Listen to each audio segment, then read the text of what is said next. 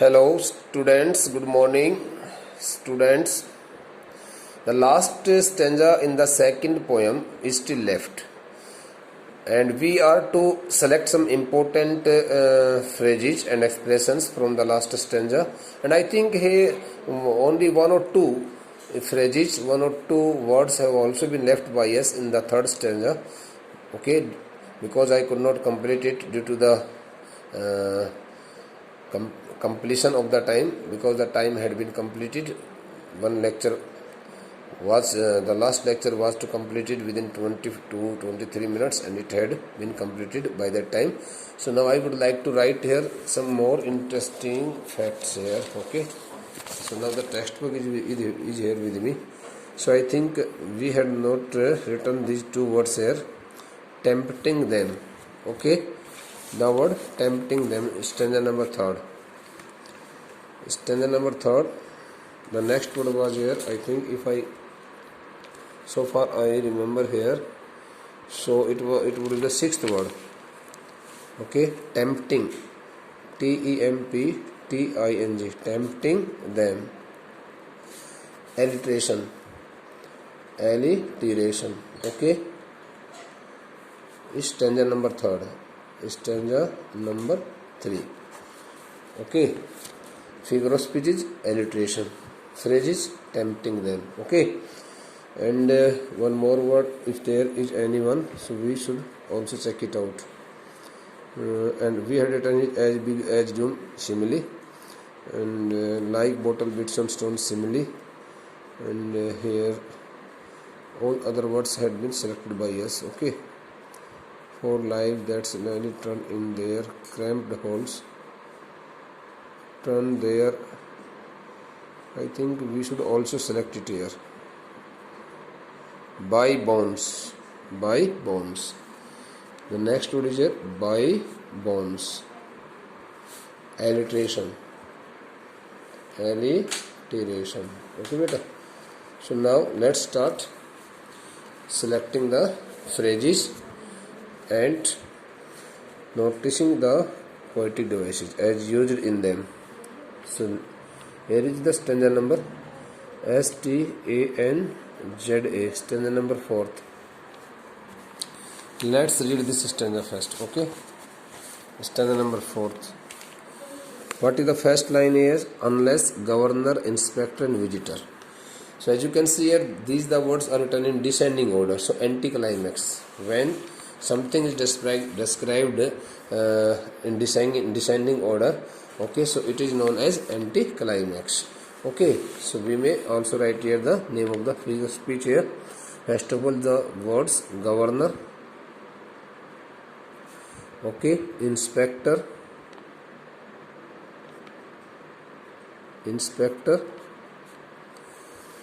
visitor. In these words, the poet has used here the poetic device. Bete, which poetic device has been used here? The poetic device has been used here anticlimax, CLIMAX. Okay, anticlimax. Now the next is here. Second, this map becomes their window and these windows. Now the window has been repeated here in this line, so I would like to select here. Map becomes their windows. Map, MAP, map becomes, till the last word here, windows, WINDOWS, windows. Here you will find two windows, so it is called repetition, REPTITON, repetition. This is anticlimax. Okay, repetition, punaravarti.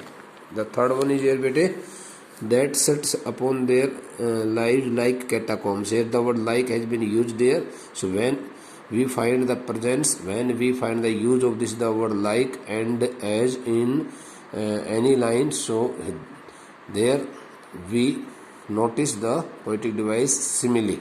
Okay, so here the line is here, the words are here. Their lives like catacombs, LIVES, lives like catacombs, COMBS, catacombs. And the name of the figure of speech is simile. Okay. The next word here, that such one, break. Oh, break, open till they break. The repetition, break.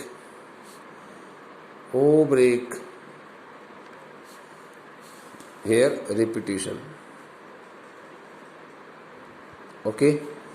The next word is here, bete, break. Oh, break till they break the town and show the children to green fields and make their vault. Okay. So here we can also find here the next one here, and show the children to green fields and make their vault, run azure on gold sands and let their tongues. Okay. And let their tongues. 1 minute. Run azure on gold lands and let their tongues run naked.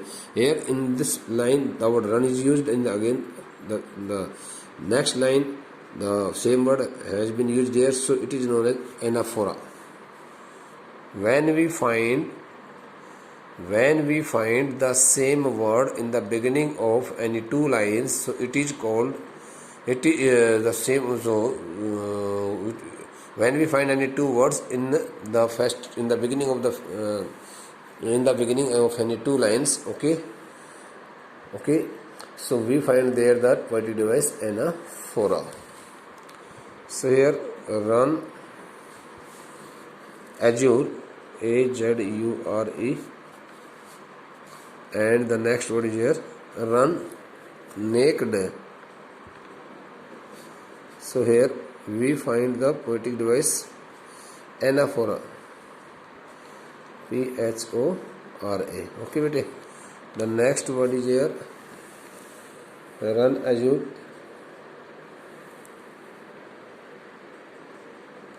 1 minute.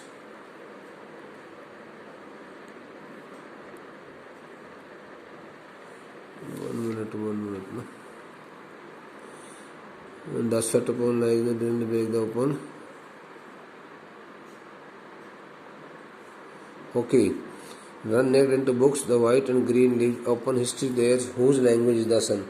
The language is the sun, it is known as, okay, because their language has been compared indirectly to the sun. So here metaphor. LANGUAG, language is the sun. Okay. Suppose I say that this dog is the sea. So in this sense, now indirectly the dog has been compared to the sea. So it takes the part of, it includes the poetic device metaphor. Metaphor. Suppose you say Raman is the Sachin of our cricket team. So in this statement, which poetic device has been used? Metaphor. Okay, metaphor. So the next one is here. Okay, bete. So in this line, language is the sun, we notice here the poetic device metaphor. What do we call metaphor in Hindi? रूपक अलंकार. And simile उपमा अलंकार. रूपक अलंकार में बेटा क्या होता है, किसी भी व्यक्ति को डायरेक्ट कोई चीज़ की उपमा ना दे करके उसको इनडायरेक्टली उसको उसके साथ जोड़ दिया जाता है. यानी कि कोई न कोई ऐसी एक उसके बीच में एक कैरेक्टरिस्टिक बताई जाती है जो आपस में एक दूसरे की मेल खाती है. जैसे यूँ कह देते हैं, मान लो Mohan is Gandhi of our school. इसका मतलब Mohan is Gandhi of our school, Mohan को गांधी कहा गया है. और एक यूँ कहा जाए Mohan is like Gandhi in our school, तो इसमें एक क्वालिटी कोई मोहन की डायरेक्ट रूप से गांधी के साथ में तुलनात्मक दृष्टि से दी गई है, उसको तो कहते हैं उपमा अलंकार. और मेटाफोर क्या कहते हैं? रूपक अलंकार. ओके. एनेफेरा का मतलब क्या होता है कि किन्हीं दो लाइंस की शुरुआत में कोई वर्ड, ठीक है, पुनरावृत्ति कर रहा हो, रिपीटिशन के सेंस में आ रहा हो, तो उसको एनेफेरा बोलते हैं. हिंदी में इसका होता तो है अधोर लिक्तिक, ऐसे कुछ होता है, अधो और लिक्तिक, बहुत कोई ऐसा डिफिकल्ट सा वर्ड है, लेकिन मैंने आपको डेफिनेशन जैसे कोई भी 2 लाइन ले लो बेटा, एनी 2 लाइन्स किसी भी पोइम में आ जाए कि नहीं, एक लाइन ये, एक लाइन ये, 2 लाइन हो गई, मतलब कहीं भी हो स्टैंजा में, यदि उस लाइन के शुरू में कोई शब्द आ रहा है वही शब्द आगे फिर आ रहा है तो आपके लिए बहुत आसान हो जाएगा कोई भी फिगर ऑफ स्पीच लिखने के लिए, पोएटिक डिवाइस लिखने के लिए। वहाँ पर आपको लिखना है एनाफेरा, ANAPHORA, एनाफेर पढ़ते हैं वैसे फोरा नहीं, एनाफेर, एनाफेर, एनाफेर हम इसको पढ़ेंगे इस प्रकार से। और जब कोई वर्ड 2 बार 3 बार रिपीट हो रहा है उसी लाइन के अंदर कंटिन्यूसली तो उसको रिपीटेशन कहा जाता है। ठीक है, ये आपके सामने। एंटी क्लाइमेक्स का मतलब ये होता है भाई जैसे कोई चीज़ एक तो बढ़ा चढ़ा के कही जाए, एक थोड़ी सी घटते क्रम में कही जाए। तो ये डिसेंडिंग फॉर्म में कोई बात कही जा रही है, पहले इंस्पेक्टर गवर्नर, फिर इंस्पेक्टर, फिर ये विजिटर, इस तरह से। और यदि इसी को विजिटर इंस्पेक्टर गवर्नर के सेंस में कहा जाता तो ये क्लाइमेक्स हो जाता। किसी बात को बहुत ऊंचे लेवल पर ले जा करके बोलना, उसके लिए क्लाइमेक्स कहा जाता है। Okay, so next one is here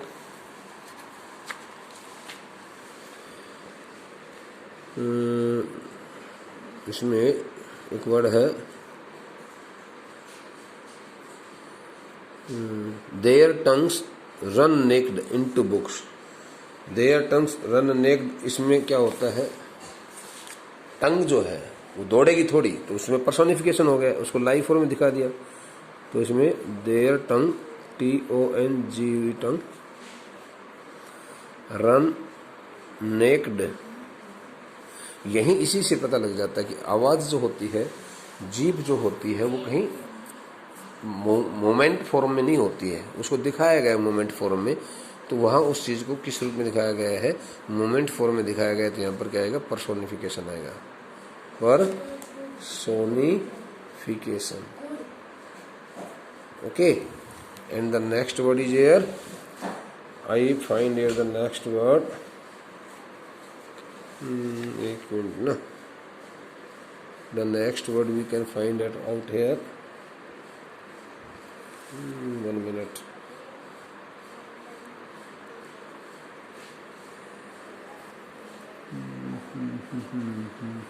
History theirs, whose language is the sun, run naked into books, the white and green leaves open, run azure on gold sands and let their tongues, their tongues, their tongues. So THEIR there, TONGUES tongues। बताओ कौन सी आएगी बेटा इसमें, which poetic device has been used there, okay, in this short phrase by the poet in these 2 words, alliteration, ALLITERATION, alliteration। Okay, it takes some time to find out the words bete, and we are trying our best। Okay bete, run, let their tongues run naked, their tongues, alliteration। Okay, so here are 8 words which we have selected here in this last stanza। Okay bete, so now the poem has been completed in each and every aspect। Okay, from all sides we have completed from all sides। Dear students, this the poem has taken 6 to 7 to 8 lectures, and I think in the classroom we had taught it within 2 days, but now since we are at home, so we have got it in complete explanation right from the very first stanza till the last one। Okay, each and everything has been explained by me very clearly, and now it depends on you whether you take all the words very sincerely or not। So let's start getting some important questions। Hello students, now in the end of this my lecture I would like to give you here some questions, okay, based on the stanza number 3rd, surely Shakespeare is wicked। So dear student, try your best to answer these questions। So stanza number 3rd, STANZA, stanza number 3rd, questions are here, stanza number 3rd, questions, okay। First question, why is Shakespeare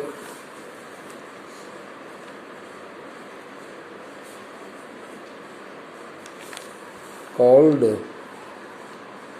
wicked, wicked, wicked. Okay, number 2.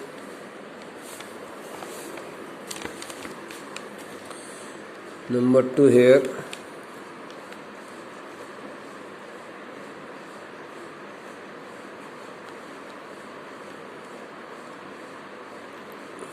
What does the phrase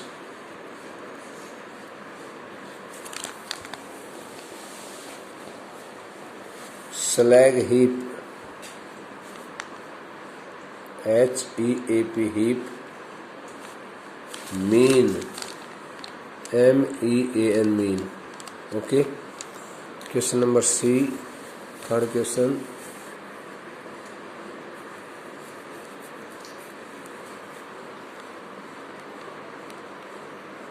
Where do the children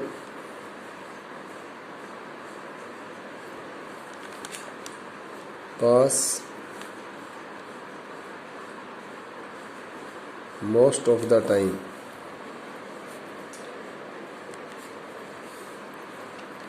D,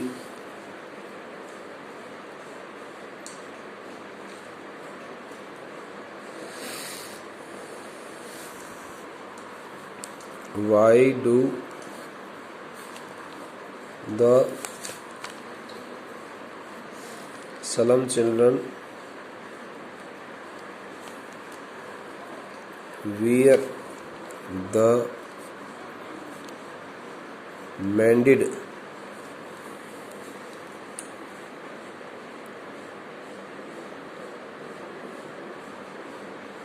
glass spectacles?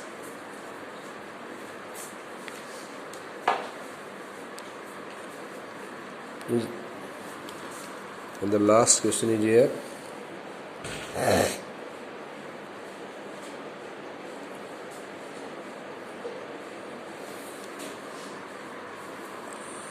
What kind of physical structure, okay, of these poor children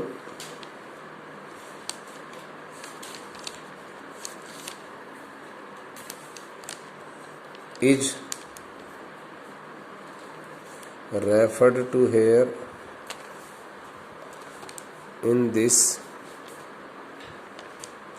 extract? Okay, dear students, you will have to answer these all questions within 10 to 15 words, not more than 15 words. Okay, these are stanza based questions. So first of all, you should read the stanza by yourself. Try your best to find out the meanings of these all words, to take the meanings of these all words, and also to take the translation, these all lines into Hindi, and try your best to translate these all statements into Hindi also. And then when you are fully sure of it that you have got all the details related to this stanza, so then you should start writing the answers. My question number first is, why is Shakespeare called wicked? Shakespeare को धूर्त क्यों कहा गया है? बच्चों के लिए Shakespeare को कवि ने धूर्त क्यों कहा है? What does the phrase slag heap mean? slag heap जो शब्द आ रहा है पोएम में, इस फ्रेज का अर्थ क्या है, क्या आस्य है, ये क्या मीनिंग देता है अपना?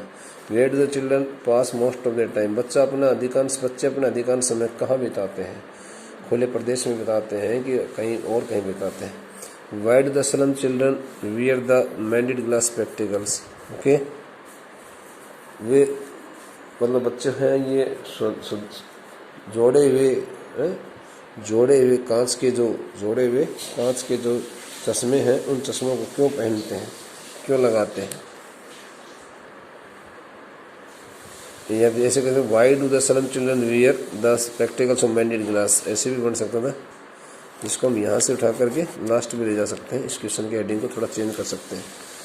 तो ना why do the slum children wear the spectacles of mended glass, ऐसे इसकी लैंग्वेज बनाता तो ज़्यादा ठीक रहती। लेकिन चलो अब जो भी बन गई इसको देख लेना बेटे। And the last question is here, what kind of physical structure of these poor children is refer to in this extent, किस प्रकार का शारीरिक बनावट, शारीरिक ढांचे के यहाँ पर जिक्र किया गया है। तो this all questions are to be answered by you and you should write the answers in your notebook also. Now we have completed this the poem, okay, covering all the important aspects and things, okay, quite thoroughly and logically. Thank you beta.